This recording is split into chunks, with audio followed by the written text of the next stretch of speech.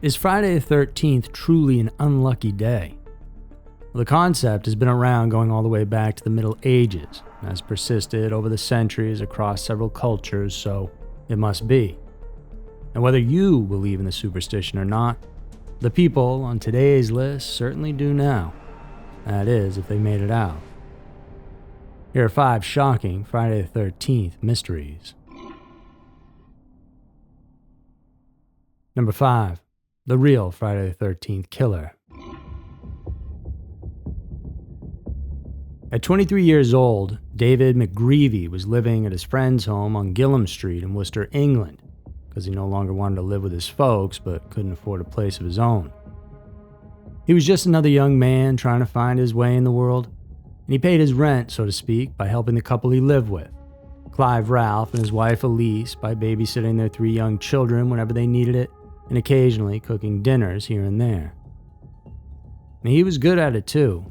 The only thing was David liked to drink a little bit, and if he ever took it a little too far by having too many pints, well, another side of him, a much darker side, would rear its ugly head. On the Friday night of April 13th of 1973, Clive, who worked as a taxi driver, picked up David, who had spent the day at a pub down the street playing pool and darts with some friends. He, of course, had a couple of beers in that time, and he had somewhere between 5 and 7, so he was getting there. A little while later, Elise, who was working as a bartender at a restaurant, would need to be picked up, and Clive headed out to get her. So this was the perfect opportunity for David to earn his keep and watch over the kids, 4-year-old Paul, 2-year-old Dawn, and 8-month-old Samantha. When Clive drove off, as he had done several times before, he had no idea that when he came home with Elise, that they would be walking into one of the most heinous acts of violence that Britain had ever seen. They came home to a completely empty house. No sign of David, no sign of the kids, though there was a small amount of blood that appeared to have been splattered across the floor. They immediately got the police involved, and by the morning, it had all become clear what exactly had happened. Fueled by his drinking and a fit of inexplicable rage, David at some point snapped that night. And the children had gotten on his last nerve, and that's when he grabbed Samantha, the baby, who had been crying for a bottle, and did something to her that resulted in a fractured skull. And Dawn had her throat slit, and the boy Paul, well, he had been strangled. And after the frenzied attack was done, he then used a pickaxe to further mutilate them. The police did a search of the house and then the surrounding area, and out back, they had to shield the parents from the scene. And what had happened to the children? They just said that there was a murder. They had been murdered, but they didn't tell me to what extent it had happened. McGreevy had taken the small bodies of the children one by one and impaled them on the spiked iron fence out in the garden, as though his violent rage needed some sort of grotesque exclamation point. And 2 miles away, McGreevy would be picked up and arrested as he attempted to hitchhike his way out of town. And at first, he claimed he had no idea why he was being arrested, but down at the station as the liquor wore off, he admitted to what he had done. He told the police very simply, "I put my hand over Samantha's mouth and it went from there. It's all in the house. On Paul, I used a wire. I was going to bury him, but I couldn't. I went outside, put them on the fence. All I could hear is kids, kids, kids." Number 4. The Mummy Marauder. On Friday, September 13, 2019, Houston, Texas, like most towns, was bustling with people getting out and about for a weekend in the city. Some shopping and good eats. Most of the people there were focused on getting out to have a good time, except for one man who decided to use everybody's distractions on this day to his advantage. And shortly after noon that day, employees and patrons at the First Convenience Bank, located in a Walmart in Harris County, witnessed something that seemed both ludicrous and terrifying at the same time. A person entered the building, covered head to toe in bandages, like a mummy brought to life. Their whole face was obscured with layers of white gauze wrapped around it. The sunglasses hid their eyes. A blue baseball cap over a long brown wig were all in an attempt to conceal their true identity. And some people at first thought this had to be a prank, but then the gun came out, and the figure, who would soon be dubbed by the media as the Mummy Marauder, demanded cash from the tellers. And customers froze, and parents shielded their children while the employees moved quickly to comply. The Mummy Marauder's movements were jerky, almost theatrical, as if they were consciously playing into the part. They then moved through the bank with a sense of purpose, issuing threats and demands, their voice muffled beneath the swaths of fabric. After collecting an undisclosed amount of cash, the mummy-clad robber made a quick escape. They fled on foot, disappearing into the parking lot, vanishing among the sea of people and cars. Despite the unreal disguise, the robbery itself had been executed with precision. By the time law enforcement arrived, the perpetrator was gone without a trace, leaving behind only shaken witnesses with a bizarre story to tell at the next party they went to. Wherever it was, I know he done. Soon headlines across Texas and beyond were blaring about the Mummy Marauder. The surveillance footage from the bank showed the bandaged figure, but in the end, law enforcement was left with very little to go on. And the disguise was actually very effective. There were no visible tattoos or distinguishable facial features. Even the true build of the robber was obscured beneath the gauze. Investigators combed through security footage from nearby stores and the parking lot, but the chaos of the city provided ample cover, which was likely part of the plan.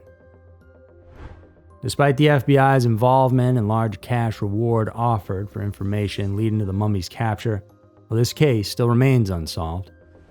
The story has since become something of an urban legend in the Houston area, a bizarre tale people tell when they talk about the strangest crimes the city's ever seen. An early Halloween in Texas, authorities are looking for a man who robbed a bank dressed like a mummy. And the imagery of a bandage-wrapped figure storming into a bank is hard to shake, a reminder of how the line between the absurd and the terrifying can blur in an instant. And perhaps that's what makes the story so strange.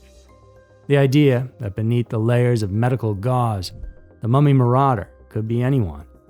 A neighbor, a friend, a passerby on the street. Someone who, for reasons unknown, chose to wrap themselves in anonymity and commit a crime that would leave its mark on Houston. Number 3. Brittany Killgore's disappearance. Brittany was 22 years old. Originally from Pennsylvania, she had relocated to sunny California to be with her husband Corey, a Marine stationed at Camp Pendleton. However, their marriage was on the rocks. It was actually a bit more than just on the rocks, because in April of 2012, Brittany made the difficult decision to finally end things once and for all. She was to start over again and planned to head back home to Pennsylvania in order to do so. In those final days, she was busy packing up her apartment, making the necessary arrangements to get across the country. But on April 13th, a Friday, that new beginning would come to a sudden end. That day, Brittany got a knock on her door from Luis Perez, a man who was a fellow Marine and someone she knew through mutual friends. It was a little bit awkward. Brittany wasn't entirely comfortable with him, especially when he just showed up out of the blue. But he offered some assistance with the move, and she took the opportunity to get some help during the hectic time. When Louise asked her to go out for dinner that night, she then realized what his ulterior motive was. He was persistent. Eventually she figured, well, what could be the harm in it? She needed a night out anyway. That evening, she was seen leaving her place with Perez, and later on sent one final chilling text message to a friend, a single word, help. After that, nobody heard from her, and so within a couple days, her friends would end up reporting her missing, and the police began their search. And normally they'd start by looking at the soon-to-be ex-husband, of course. However, he was deployed in Afghanistan at the time. They then talked with Perez, who seemed a bit cagey. Something about his story just didn't add up. looked inside the glass front, like looked one side to the other side, and I didn't see her. So I just assumed she hooked up. They went elsewhere. See, Perez claimed he had dropped Brittany off in downtown San Diego after their night out, but surveillance footage and phone records told a different story. Authorities quickly zeroed in on him as a suspect, and when they searched his home, they uncovered something rather shocking. Evidence of a secret lifestyle, one that involved his roommates Dorothy Maraglino and Jessica Lopez. And the three were deeply entrenched in a sadomasochistic subculture. Their roles were far more sinister than anyone could have seen coming. As investigators dug deeper, they uncovered that Killgore hadn't just vanished, but she had been lured into a trap. Perez, Maraglino, and Lopez had orchestrated her abduction. And they were part of a twisted BDSM master-slave ring, and Brittany, it seemed, had become targeted to become their victim. Perez had no intention of helping her move, or to take her out to dinner. He was going to do some terrible things to her. It was discovered that when Killgore texted that word help to her friend, it hadn't been but a few minutes since she'd gotten picked up. She knew immediately she was in trouble. Brittany's body was eventually found 4 days later, nude and mutilated in a ditch in a rural area near Lake Skinner. She'd been discarded like trash, and the autopsy revealed the extent of the torture she had endured. Marks and wounds that spoke of her captor's sadistic pleasure. Perez, Maraglino, and Lopez were arrested and then charged with her murder. When police found Lopez to take her in, she was actually in a motel room, barely conscious from a failed unaliving attempt. Next to her was a 7-page confession letter, a rambling of what had happened to Brittany. In it, she described in gruesome detail how Brittany had been tortured and murdered, the details of which were almost too horrific to even read out in court. Number 2, the Costa Concordia.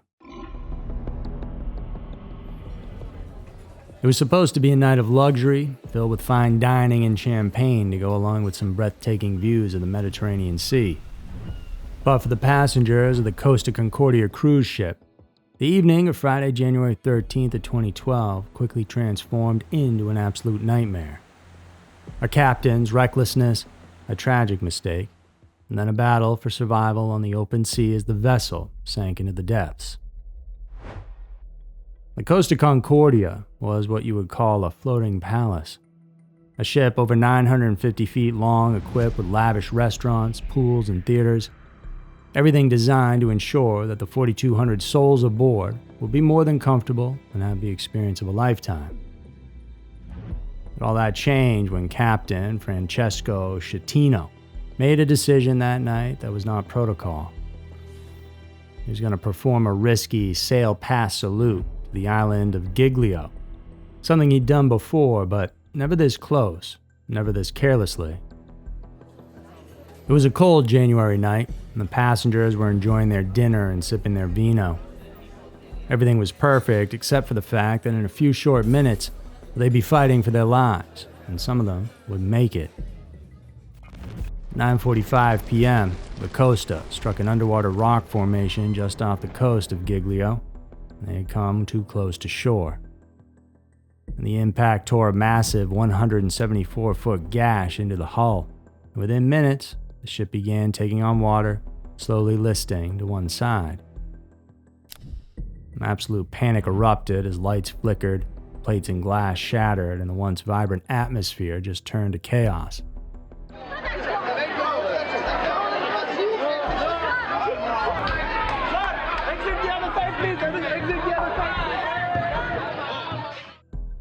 As the huge vessel began to tip, the realization set in. This was no minor incident. The ship was sinking. The crew's confusion only amplified the passengers' terror. They were being told by the captain that everything was fine when it was obvious that wasn't the case. Captain Schettino's response in those critical moments was not one of heroism. Instead of rallying his crew and ensuring the safety of his passengers, Schettino hesitated, failing to issue an immediate abandon ship order. And then, in an act that would make headlines around the world, the captain abandoned his own ship, fleeing in a lifeboat while thousands of passengers remained trapped aboard the capsizing vessel. And it was an act of cowardice that would haunt him forever, and for good reason.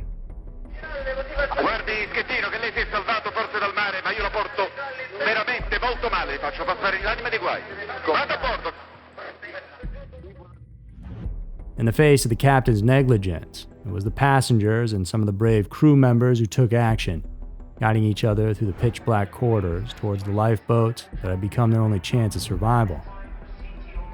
As the ship continued to tilt, lifeboat deployment became increasingly difficult, and the angle of the deck turning each step into a fight against gravity.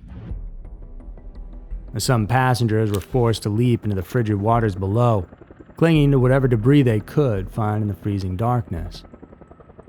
Rescue efforts were launched quickly, with the residents of Giglio acting as unexpected heroes.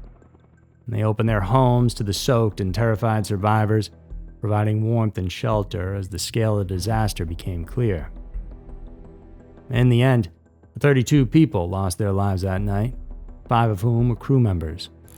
And while the majority survived, they would carry with them the experience forever. Si dice che il comandante sia l'ultimo a lasciare la nave. Com'è andata, comandante? Siamo stati gli ultimi ad abbandonare la nave.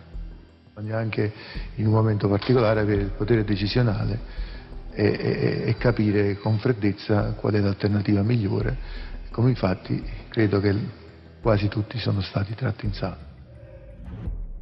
And Captain Schettino was later arrested and charged with multiple counts of manslaughter, causing a shipwreck, and abandoning his passengers.